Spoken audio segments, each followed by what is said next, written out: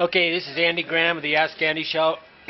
I've been to 90 countries, 90 plus countries, and traveled nonstop for 16 years. And Harlan Red Drake asked a question. He wrote his full name into a comment section of the website, so I'm going to say.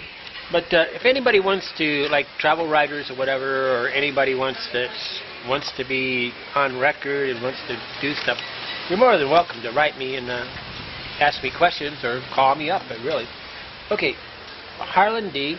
asked, "Hello, hey Andy, hope you are doing well. Do you ever think about something big happening in the USA while you are out?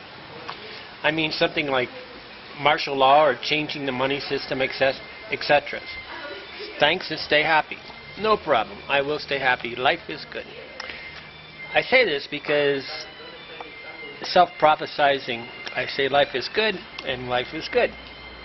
It's all about the words you use, guys. Okay, do I worry about martial law? No, because that would make my life horrible. But do I ever really worry about the United States, something big happening in the United States? I guess I was in Belgium when the September 11th happened, and I happened to be going home at the time, so I arrived home shortly after, and I guess that was pretty big. But do I actually worry about the United States system of government going on? I mean, I've been to 90 countries, and I haven't been to any of the 90 countries. I haven't ever been in a country that is more stable than the United States. I guess Switzerland might be a challenge. I was in Switzerland, and England is a challenge, but they're a small island, and they're basically being invaded by all of Europe. Europe, so Switzerland, London, England, Great Britain, and United States, to me, are the most stable countries on the planet. Germany seems stable, but you got to understand, they in the Reagan thing, they had the dropping of the wall. So I always rate countries by the last time they ousted their president, or they went out behind. If you read the history of Mexico, they'll say went out back and hung, or went out back and shot the president of the country. They did this like 10 times in Mexico. And as far as I know, we've never taken a president of the United States out back and shot him. Okay, right now here I'm in Vilcabamba, Ecuador, and if you read the history, there's a real good history on BBC, like the chronological list of history of Ecuador, and you see that the president, like less than 12 years ago, went and lived in another country because he was afraid for his life, right? It's the amount of time between, so the United States, the last time we had major problems was in like 1860s at the end of the Civil War. And then we did have, President Nixon that, got ousted from office, and, but the vice president took over and whatever. But he wasn't ousted, he was just, when I say ousted, I mean the letter of the law has always prevailed in the United States. And so that's what you want the Constitution for, and whatever. You can see that there's, even in the Netherlands, they like just had no government for a while, less than, 5 or 6 years ago. And there's many, many nations that have incredible problems. So when you're living in these countries, it's quite obvious that the local government is thing. But a lot of people come abroad, and they don't really know anything about the country they're in. They feel like there's suddenly a cessation of political things because they're not hearing anything, right? And because they're like, their ignorance is bliss. So a lot of people think this country is much more stable than the United States. And it's really quite humorous to me, because if you really read the history, you start getting, wow, less than... the first time I came here, they had hyperinflation, and their money went to pieces, and they had to change from the sucre to the dollar, okay, because they really just didn't have any choices. And that's been less than 12 years ago, I think. It was after 2000, so I'm pretty sure.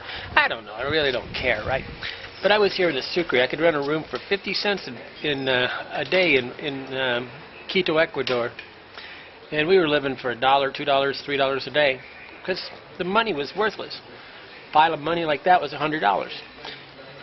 And it's a windfall for a traveler, but it's a horrible thing for a country. And no matter what you do, it's the length of time of being stable that is what you want to look at. Okay, do I worry about the government of the United States? Not at all, not in the least, because I know that if the United States goes down, the whole world's going down, right?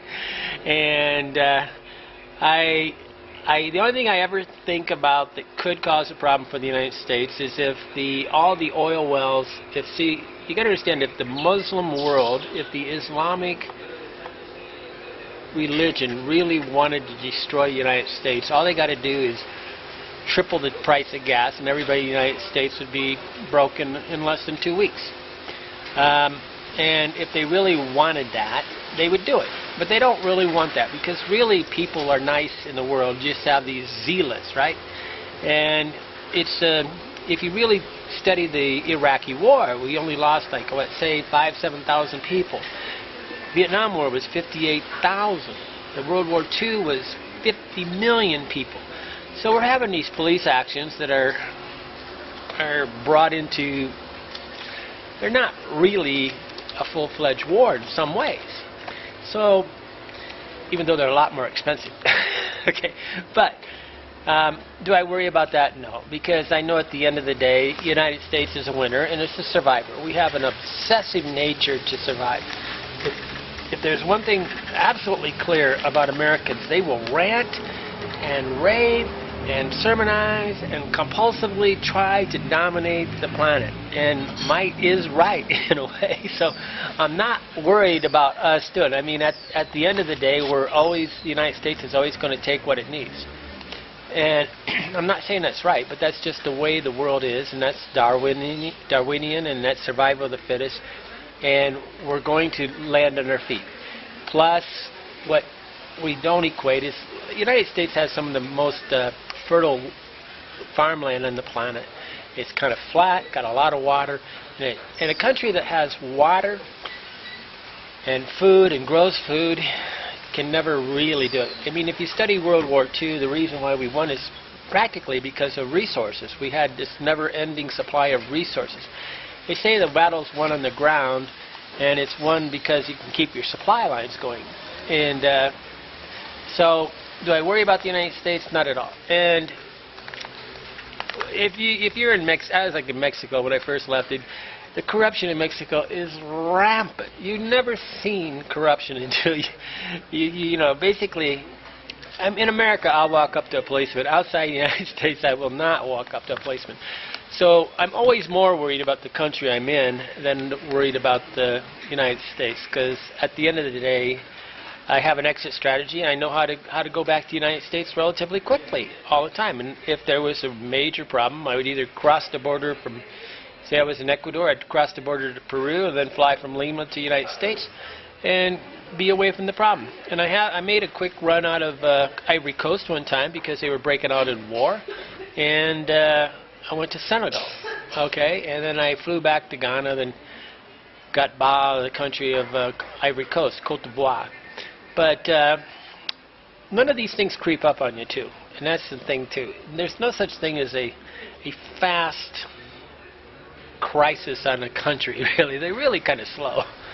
I mean, they don't suddenly break out into riots one day and everything good. Although there is a lot of protest in a lot of these countries. But I don't worry at all. And I think you should worry more about the country you're into and always have an exit strategy on how to leave the country you're in at the time. And know how you do it. I know that I could get on cars and buses and be out if I land out of this country in less than in less than 1 day. So there's always a way out, and if you're just like any other refugee. But if there is a major problem in the country, remember that there's jealousy, and they'll come do they will extract money. They'll go to all the five-star hotels and sack you from there and cut your head off. That's what they do in Indonesia and all these places. They go to the five-star hotels. So fly under the radar. That's the solutions. But United States, not at all. Not even a little bit am I worried about the United States economy and culture. It will survive, even if the dollar collapsed and everything like that, because we have food.